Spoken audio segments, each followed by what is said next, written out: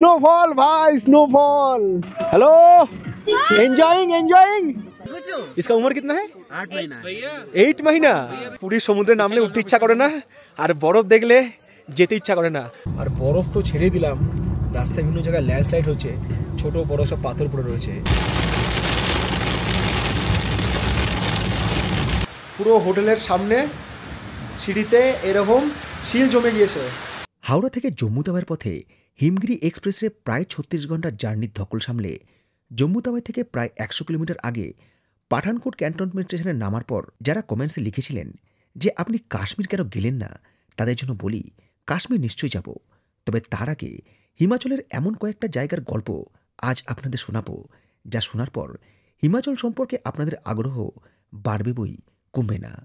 আর হিমাচল বলতে যে শুধু সিমলা মানালি নয়, তার বাইরেও অনেক জায়গা আছে, সেটাও আজ অনেকের কাছেই স্পষ্ট হয়ে যাবে। 18 ফেব্রুয়ারি 2024 হাওড়া থেকে হিমগিরি এক্সপ্রেসে দীর্ঘ সফর করে পৌঁছেছিলাম পাঠানকোট ক্যান্টনমেন্ট স্টেশনে। আপনাদেরকে দেখিয়েছিলাম সেই জার্নির এক্সপিরিয়েন্স। আজ গল্পের দ্বিতীয় পর্ব শুরু করছি এই পাঠানকোট ক্যান্টনমেন্ট থেকে। বেরিয়ে এলাম স্টেশনের বাইরে। স্টেশন চত্বর কিন্তু বেশ পরিষ্কার পরিচ্ছন্ন, ঝাঁ চকচকে, যাকে অনিল কাপুরের ভাষায় বলে ঝাকাস। এই হচ্ছে পাঠানকোট ক্যান্টনমেন্ট স্টেশন। 1 নম্বর প্ল্যাটফর্ম দিয়ে বাইরে বেরিয়ে এইদিকে রয়েছে ট্যাক্সি স্ট্যান্ড। স্টেশনের বাইরেই আমার গাড়ির চালক গাড়ি নিয়ে ওয়েট করছে, আমার সাথে ফোনে কথা হয়েছে। তো দেখি এবার তাকে একটু খোঁজার চেষ্টা করি। हाँ भैया जी आप कहाँ पर हो? वो जो रेल कोच रेस्टोरेंट लिखा हुआ है वहाँ पर आऊँ कि टैक्सी स्टैंड लिखा है वहाँ पर आऊँ? कहाँ पर आऊँ? একেই বলে ঘর মে ছোড়া আর শহর মে ডিন্ডোরা। আমি ড্রাইভারকে ফোন করছি আর ড্রাইভার গাড়ি নিয়ে সামনে দাঁড়িয়ে আছে। দেখা হয়ে গেছে, চলুন গাড়িতে উঠে পড়ি পরবর্তী গন্তব্যে যাওয়ার জন্য। हाँ जी गुड मॉर्निंग जी, मैं ही हूँ कौशिक। मैं तो अकेला ही हूँ। এই হচ্ছে আমাদের গাড়ি, যে গাড়ি করে আগামী বেশ কয়েকদিন আমি হিমাচলে সফর করব। উঠে পড়েছি গাড়িতে। আর এই জার্নিতে আমার যে বাহক তার নাম হচ্ছে কপিল ভাইয়া। তো কপিল ভাইয়ার সাথে এখন আমি যাব ডালহৌসির দিকে। হিমাচল প্রদেশ বেড়াতে এসে হিমাচল প্রদেশের ডালহৌসি, খাজিয়ার, ধর্মশালা, এই যে সমস্ত জায়গাগুলো আছে সেগুলো কিন্তু আমি কভার করব এবারের ব্লগে। পাঠানকোট ক্যান্টনমেন্ট রেলওয়ে স্টেশন থেকে হিমাচল প্রদেশের ডালহৌসির দূরত্ব সড়কপথে প্রায় 80 কিলোমিটার। কানে হেডফোন গুঁজে হালকা মিউজিক শুনতে শুনতে উপভোগ করতে শুরু করলাম কিভাবে আমাদের গাড়ি সমতল ছেড়ে ধীরে ধীরে পাহাড়ি পথ বেয়ে তার উচ্চতা বৃদ্ধি করছে। গন্তব্যের সাথে আমাদের দূরত্ব কমছে, উচ্চতা বাড়ছে, সেই সঙ্গে ঠান্ডা বাড়ছে। আর এই যে হাইওয়ে দিয়ে আমরা এই মুহূর্তে চলেছি, এটা হচ্ছে চাম্বা পাঠানকোট হাইওয়ে। চারিদিকে কত সবুজ গাছ, পাহাড়, ঠান্ডা হাওয়া। পাহাড়ে আসলে না আর ব্লগ বানাতে ইচ্ছা করে, মনে হয় জাস্ট রিল্যাক্স করে ফিল করি এই সৌন্দর্য, এই প্রকৃতি অনুভূতি। বেলা 2:15 নাগাদ আমরা পৌঁছে গেলাম ডালহৌসিতে। জানলার বাইরে হাত রাখতে অনুভূত হলো শীতের তীব্র কামড়। ওয়েদার বলছে এখন ডালহৌসিতে 10 ডিগ্রি সেন্টিগ্রেড। শহরে প্রবেশ করে দেখলাম রাস্তার দুপাশে জমে রয়েছে বেশ কিছুদিন আগের পুরো বরফ। ঠান্ডাটা সহ্য হয়, কিন্তু সহ্য হয় না যখন ঠান্ডা হাওয়া দেয়। এই মুহূর্তে রয়েছি ডালহৌসির গান্ধী চকে। এই গান্ধী চক থেকে বিভিন্ন রাস্তা বিভিন্ন দিকে যাচ্ছে। যেমন আমরা এলাম হচ্ছে এই দিক থেকে, এখানকার যে ম্যাল রোড রয়েছে সেই ম্যাল রোডের রাস্তা চলে যাচ্ছে এই দিকে। বেলা অনেকটাই হয়ে গিয়েছিল, তাই হোটেলে ঢোকার আগে লাঞ্চটা বাইরেই সারবো ঠিক করলাম। ডালহৌসির গান্ধী চক জমজমার জায়গা। রাস্তার দুপাশেই রয়েছে ভেজ এবং নন ভেজের প্রচুর হোটেল। শীতকালে বিশেষ করে ঠান্ডার জায়গায় গরম গরম খাবার খেতে তো ভালোই লাগে। মিক্স ভেজ, ইয়েলো ডাল, দুরকম ডাল আছে, ইয়েলো ডাল আর আছে কালি ডাল। তো আমি নিয়েছিলাম হচ্ছে ইয়েলো ডাল। এই হচ্ছে ভাত, সেই সঙ্গে রয়েছে এরকম স্যালাড, আর এই রয়েছে হচ্ছে পাঁপড়। এই সব আইটেম নিয়ে টোটাল নিয়েছে হচ্ছে 210 টাকা। সবজি তো আমি খাই, কিন্তু সবজির মধ্যে পনির আমি খাবো না, পনির আমার পছন্দ নয়। ডালে ঝাল রয়েছে, সবজিতে একটু বেশি মশলা রয়েছে, আর চালটা, ভাতের চালটা একটু কম সেদ্ধ হয়েছে। আসলে আমরা যে জায়গায় থাকি না, সেই জায়গাতে একরকম খাওয়া খেয়ে আমরা অভ্যস্ত। সেখানকার বাড়িতে, হোটেলে যখন সম্পূর্ণ একটা অন্য জায়গায় চলে আসি, এখানকার খাবার দাবারের টেস্ট আমাদের ওখানে সাথে তো মিলবে না। এবার হঠাৎ করে প্রথম দিন এসে যখন সেই খাবারটা মুখে পড়ে না, ওগুলো কেমনই লাগে। তারপর আস্তে আস্তে থাকতে থাকতে আমাদের অভ্যেস হয়ে যায়, তখন আমরা এই খাবারের সাথে আস্তে আস্তে নিজের জিভকে, নিজের মনকে মানিয়ে নিই। আবহাওয়ার সঙ্গে নিজেকে মানিয়ে নেওয়াই যায়, কিন্তু খাওয়ার দাওয়ারের সাথে নিজেকে মানাতে গেলে আমাদের জীব কোথাও যেন বিদ্রোহ করে। হঠাৎই মনে পড়লো মায়ের একটা ছোট্ট কথা। ছোটোবেলা থেকে আমাদের মা বাবারা যে কথাগুলো বলে না, সেগুলো জীবনের কোনো না কোনো ক্ষেত্রে কাজে চলেই আসে। তার মা আমাকে বলতো, দেখ তুই যখন বাইরে যাচ্ছিস তোর তো কোনো জায়গায় খেতে অসুবিধা হয়, তো তুই না সঙ্গে একটা ছোটো ঘি ক্যারি করিস। আমি ওদের ব্যাপারটা প্রথমে আমল দিইনি, পরে পরে বুঝলাম যে কথাটা সত্যি গুরুত্ব আছে। তো এইবার আমি একটা ঘি নিয়েছি সাথে, 50 গ্রামের ঘি। আর হোটেলে বললাম যে দাদা আলু সিদ্ধ পাওয়া যাবে? বললো হ্যাঁ পাওয়া যাবে। এমন আমাকে একটা আলু 4 ভাগ করে দিলেন, দেখুন একটা আলু 4 ভাগ করে দিয়েছে। এর থেকে ভালো খাবার কোথাও নাই। তো ঘি আলু সেদ্ধ এই দিয়েই আপাতত খাওয়া হোক, ঝাল সবজি ঝাল ডাল একটু দূরে থাক। আর আমি যদি এরকম খাবার ডেলি পাই না, একটু ঘি আলু সেদ্ধ ভাত, আমার মাছ মাংস দরকার নেই, এই দিয়ে হয়ে যাবে। আর আমি প্ল্যান করে নিয়েছি এবার থেকে বাইরে তেল ঝাল মশলা মাছ মাংস এগুলো কম খাবো। খাওয়া দাওয়ার পর্ব শেষ, এবার ফিরবো হোটেলে। আসার সময় ঘিয়ে শিশিটা ফেলে এসেছিলাম, তো হোটেলের যে স্টাফ আছে সে এসে দিয়ে গেল যে ভাইয়া ইয়া ভুল গেছে। আর আমি এটা ভুলে গেলে পুরো কেস খেয়ে যেতাম। এই অঞ্চলে ঘি পাবো কিনা আমি জানি না। ডালহাউসের গান্ধীচক থেকে আমাদের হোটেলের দূরত্ব খুব বেশি ছিল না। এই হচ্ছে ডালহাউসিতে আমার হোটেল, আর এই হচ্ছে হোটেলের পার্কিং। চেক ইন টাইম এবং চেক আউট টাইম হচ্ছে দুপুর 12টা থেকে পরে দুপুর 12টা। এই হচ্ছে বেড, আর বেড থেকে এইরকম কিছু ভিউজ। 4 কদম এগোলেই সবুজ পাহাড়, ওইদিকে বরফ জমে রয়েছে। আর এইদিকে একটা বিল্ডিং দেখা যাচ্ছে, এটা হচ্ছে এখানকার আর্মি স্কুল। জল গরম করার ইলেকট্রিক কেটেল রয়েছে, যেখানে আমি চাটা বানিয়ে নিতে পারবো। টিভি রয়েছে, যেটা কখনো দেখার সময় হবে না। এইদিকে আয়না রয়েছে, এই রয়েছে টয়লেট, এনক্লোজারও রয়েছে এদিকে। আর যেটা সবচেয়ে দরকার সেটা হচ্ছে গিজার রয়েছে। আমি এত জায়গায় বেড়াতে যাই, এত হোটেলে থাকি, এত সুন্দর সুন্দর রুমে থাকি, কোথাও সমুদ্র দেখা যায়, কোথাও হোটেল থেকে পাহাড় দেখা যায়, কোথাও বরফ দেখা যায়, মানে দুর্দান্ত অভিজ্ঞতা। কিন্তু একজন পর্যটক যে অ্যাঙ্গেল থেকে জীবনটাকে ভাবে, একজন ব্লগার হিসেবে ভাবতে পারে না। একটা উদাহরণ দিচ্ছি, আমি যদি পর্যটক হতাম, আমি তাহলে কী ভাবতাম? একটু বেলা করে ঘুম থেকে উঠবো, তারপর একটু আড়মুড়ি দিয়ে চেয়ারে এসে করে গাটা এলিয়ে বসবো, 2 কাপ কড়া চায়ের অর্ডার দেবো, তারপর সামনে পার্টনার থাকুক বা নাই থাকুক, যাই হোক চাটা খেতে খেতে প্রকৃতি উপভোগ করবো দু চোখে, মানে 2 চোখে সবুজ মাখাবো আর কি।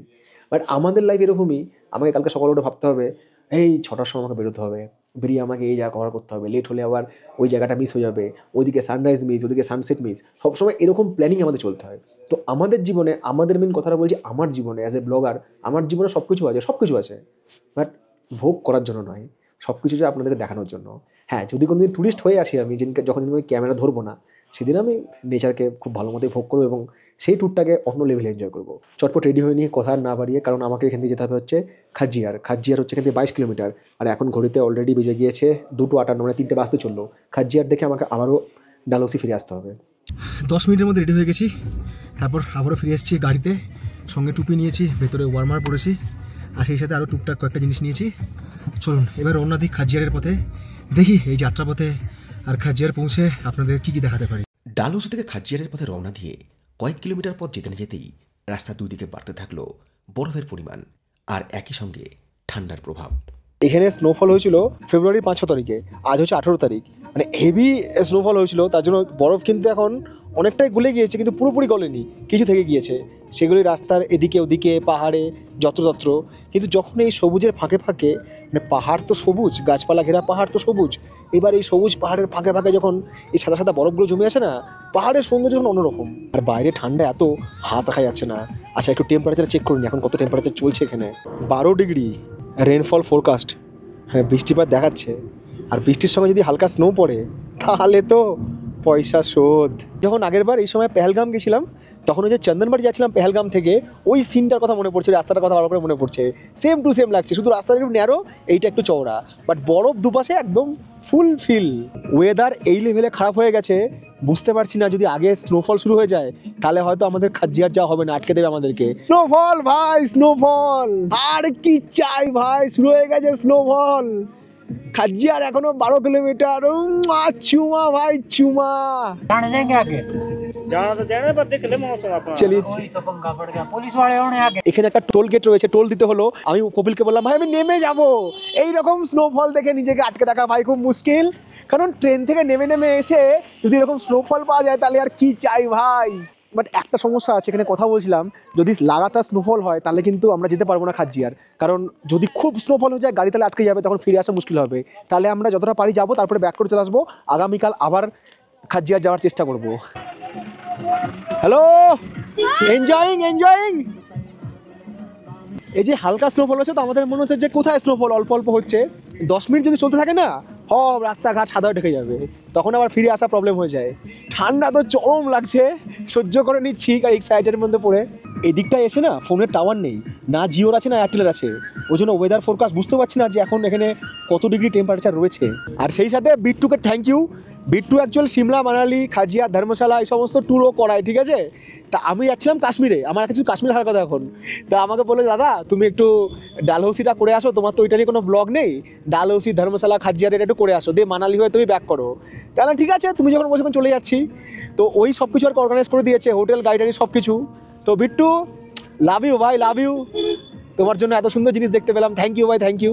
প্রকৃতির এই অকৃত্রিম ভালোবাসার মাঝেই কোথাও কোথাও ছিল সামান্য প্রতিকূলতা। দুই পাশে এত পুরু হয়ে বরফ জমে আছে যে রাস্তা যে কতটা আছে, তারপরে যে কতটা খাত, সেটাই অনুমান লাগানো মুশকিল। আমাদেরকে এগোচ্ছে, আগের গাড়ি পিছু হচ্ছে, এইভাবে সব কিছু করতে হচ্ছে। একটু অন্যরকম ভয় মিশ্রিত অ্যাডভেঞ্চার হচ্ছে আজকে। আমরা ডালহৌসি থেকে অনেকটা নিচে নেমে এসেছি, এতটাও নিচে, এখানে কিন্তু বৃষ্টি পড়ছে টিপটিপ করে, কিন্তু রাস্তার দুপাশে পাহাড়ের ফাঁকে, গাছের ফাঁকে কোথাও বরফ নেই, কোথাও স্নোফলের কোনো চান্স নেই। যা স্নোফল কিন্তু হচ্ছে বা বরফ রয়েছে উপরে রয়েছে, আর খাজিয়ারটা হচ্ছে অনেকটা নিচে। পথ যেখানে গিয়ে শেষ হলো সেই জায়গাটা অনেকটাই জমজমাট, আর এই জায়গায় দেখা হয়ে গেল বহু পর্যটকের সাথে। সময় বিকাল 4:17। আমি পৌঁছে গেলাম হিমাচল প্রদেশের খাজিয়ারে। আর এই যে পয়েন্টটা রয়েছে, এটাকে বলা হয় হচ্ছে মিনি সুইজারল্যান্ড। আমি আসার পথে বলেছিলাম যে এই মিনি সুইজারল্যান্ড বা এই খাজিয়ার কিন্তু ডালহৌসি থেকে অনেকটাই নিচে। নিচে একটা পুরো বিস্তীর্ণ সবুজ উপত্যকা, আর চারিদিকে এরকম বড় বড় পাইন গাছে ঘেরা, আর দূরে সব পাহাড়ের ফাঁকে ফাঁকে বরফ জমেছে, মেঘও জমে রয়েছে।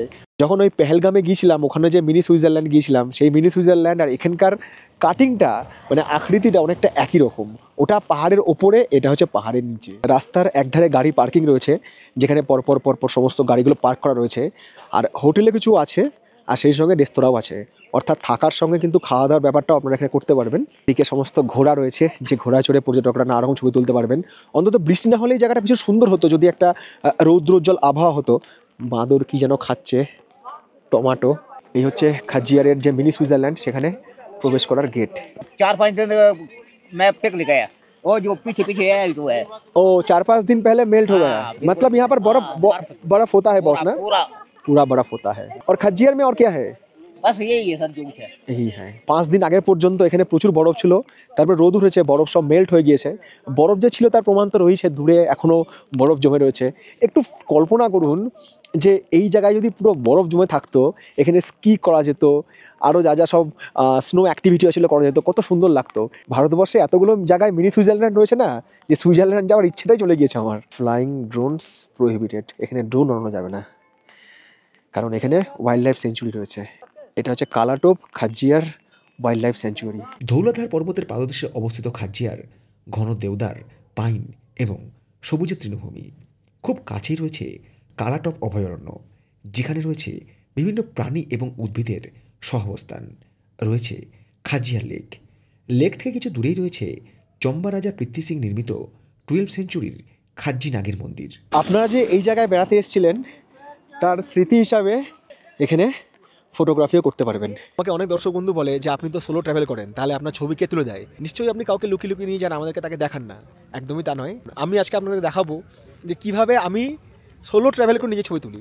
এইরকম একটা ট্রাইপড কিনে নিন, ট্রাইপড কাম সেলফি স্টিক।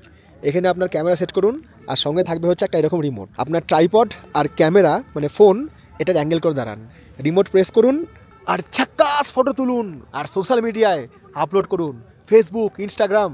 আর সেই সাথে বলবো, যারা এখনও অবধি আমাকে ইনস্টাগ্রামে ফলো করেননি, তারা ইনস্টাগ্রামে ফলো করে নিতে পারেন। কারণ আমি কোথায় যাচ্ছি, কখন যাচ্ছি, কী দেখছি, তার সব আপডেট কিন্তু ইনস্টাগ্রামে সবার আগে থাকে। আর আপনাদের ভালোবাসায় আমার ইনস্টাগ্রামের দর্শক বন্ধুর সংখ্যা এখন 50,000 পার করে গিয়েছে। বেলা যত পড়ে আসছে, ওয়েদার আরও খারাপ হচ্ছে, আর এখানে বেশিক্ষণ সময় কাটানো একটু রিস্ক হয়ে যাবে, কারণ আমাদের আবার ওই একই পথ ধরে ফিরতে হবে, সেই পাহাড়ের উচ্চতায়, সেই বরফের মধ্যে। আর আমি বলেছি যে স্নোফল হলে কিন্তু রাস্তা বন্ধ হয়ে যাওয়ার চান্স থাকে। এখানে যারা সব জিনিসপত্র বিক্রি করেন, তারা বলছে যে আমরা এখান থেকে ফিরে যাবো এখান থেকে, কারণ আগে রাস্তা বন্ধ হয়ে যাবে স্নোফল বেশি হলে। মানে আমি এখানে এসে যে বরফ পাবো সেটা ভেবেছিলাম, কিন্তু স্নোফল পাবো সত্যি ভাবিনি।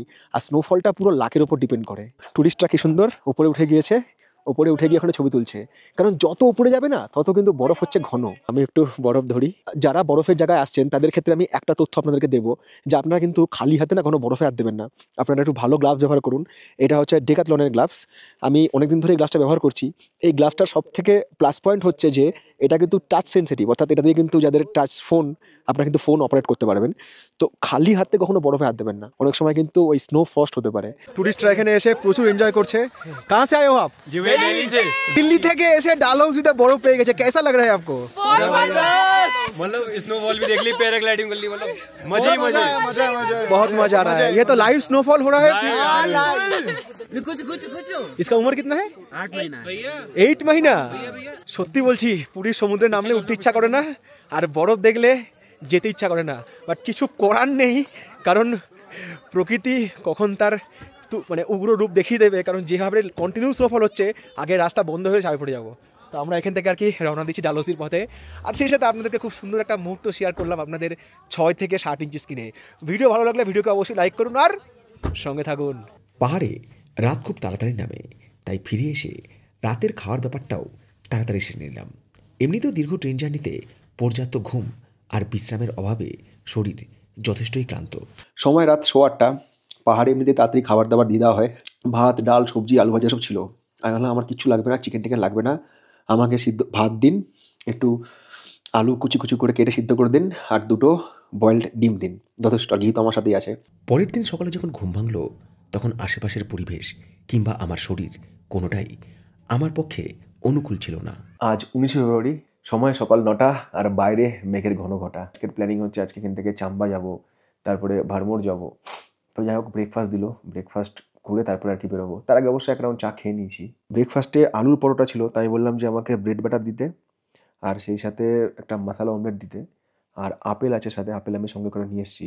আর আবহাওয়া দপ্তরের পূর্বাভাস অনুযায়ী আজ কাল এরকম ওয়েদার খারাপ থাকবে, বৃষ্টি হবে, স্নোফল হবে, আর সেই সাথে বাড়বে ঠান্ডা। আজকে তো আবহাওয়া আরও খারাপ হবে। প্রাকৃতিক দুর্যোগ আর শরীরের কষ্টকে কোনো রকম পাত্তা না দিয়েই দুগ্গা দুগ্গা বলে বেরিয়ে পড়লাম ভারমোরের উদ্দেশ্যে।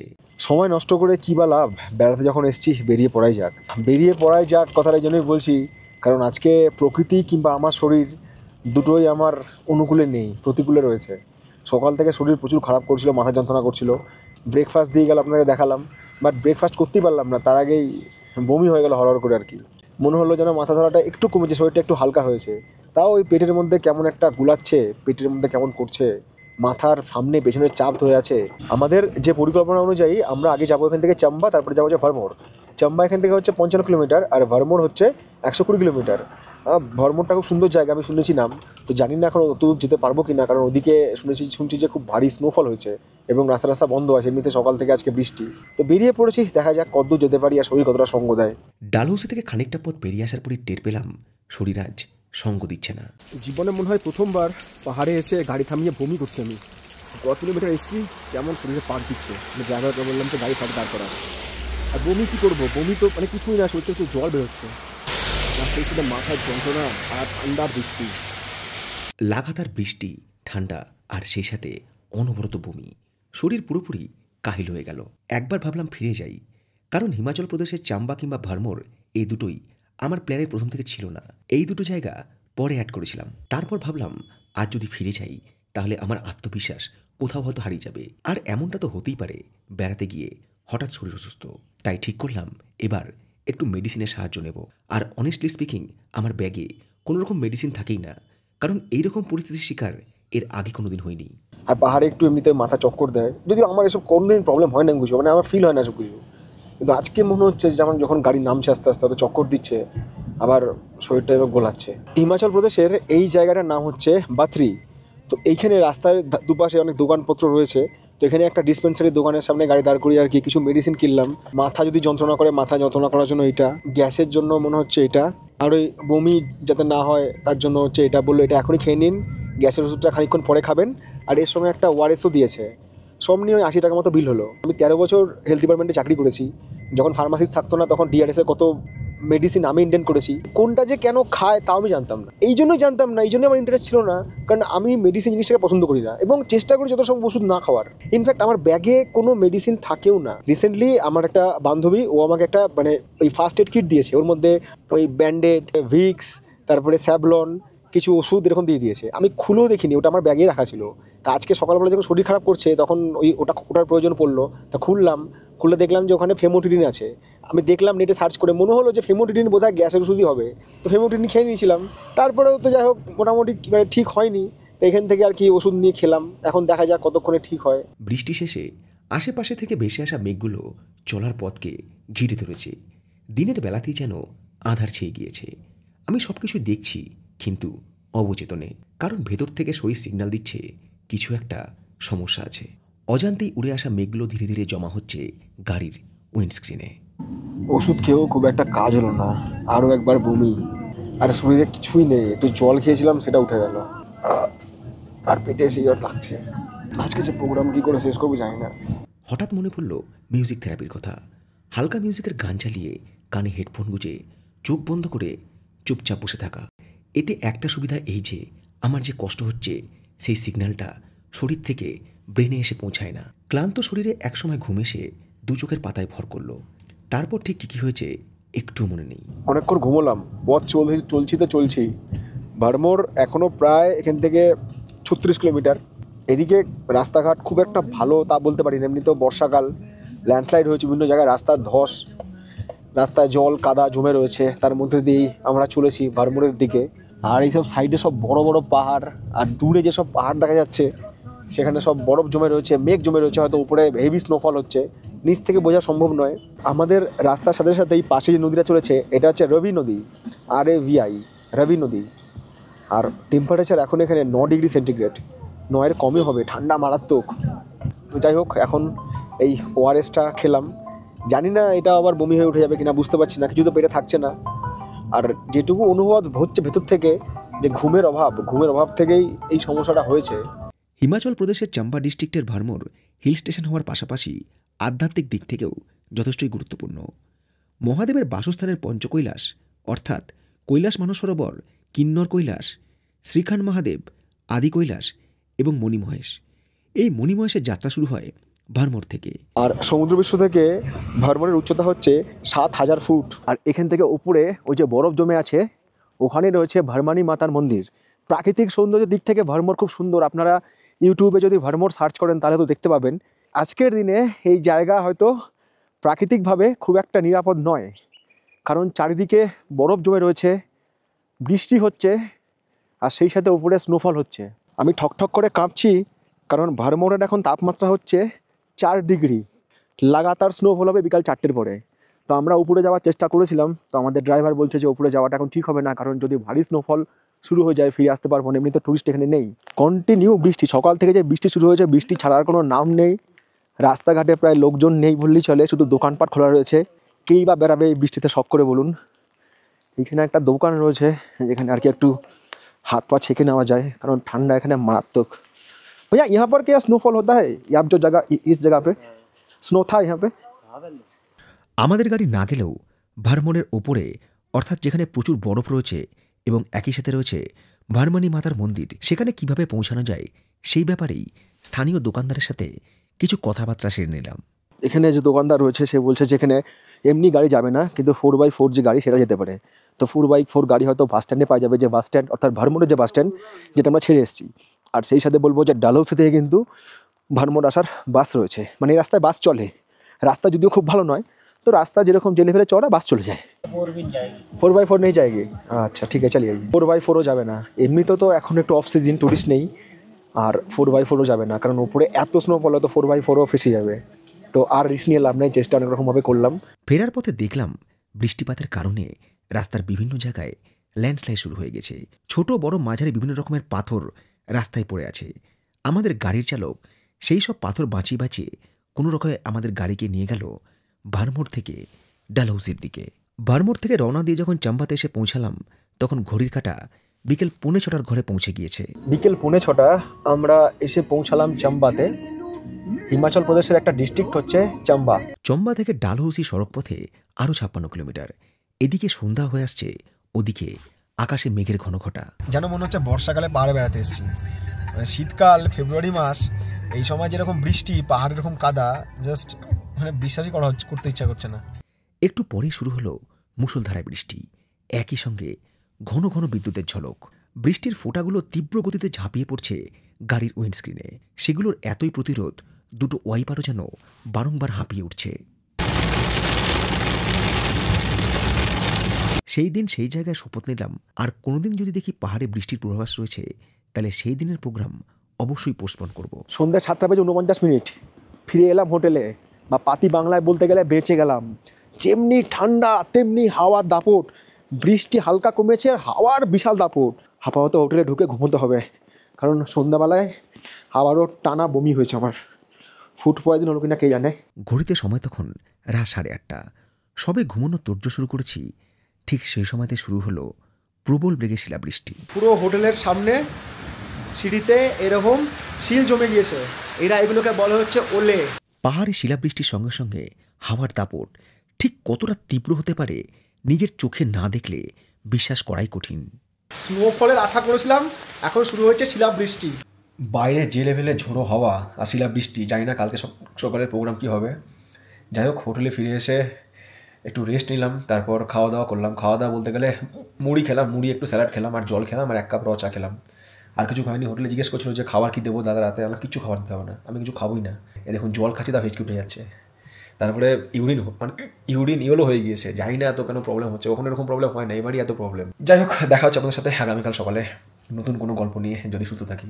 হিমাচলের প্রকৃতি কিংবা পরিবেশ প্রথম দিনে আমাকে হতাশ করলেও এরপর থেকে যে লেভেলে প্রকৃতির সান্নিধ্য পেয়েছিলাম, সেই সূত্র ধরেই বলতে পারি এবারের হিমাচল প্রদেশ ভ্রমণ সত্যি আমার জীবনে একটা স্বপ্নের থেকেও কোনো অংশে কম নয়।